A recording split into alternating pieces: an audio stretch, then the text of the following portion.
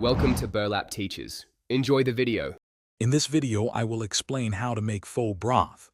First, select the right bones.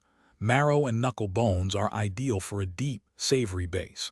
Next, prepare your aromatics by charring onions and ginger until fragrant.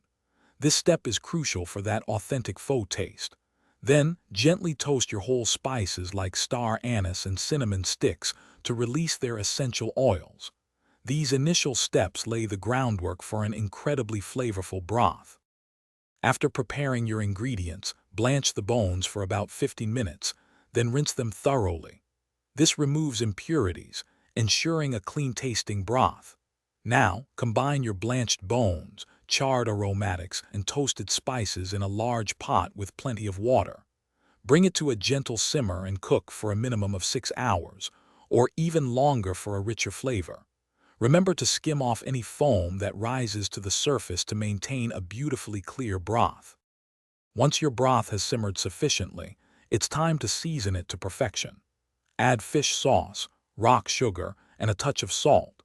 These ingredients are key to achieving that signature sweet and savory balance. Taste the broth and adjust the seasonings as needed. This is where you truly make it your own. Finally, carefully strain the broth through a fine mesh sieve to remove all solids, leaving you with a wonderfully clear and aromatic base for your pho. With your delicious pho broth ready, it's time to assemble your bowls. Ladle the piping hot broth over cooked rice noodles and thinly sliced beef. Garnish generously with fresh herbs like cilantro and basil, along with bean sprouts, chili, and a squeeze of lime.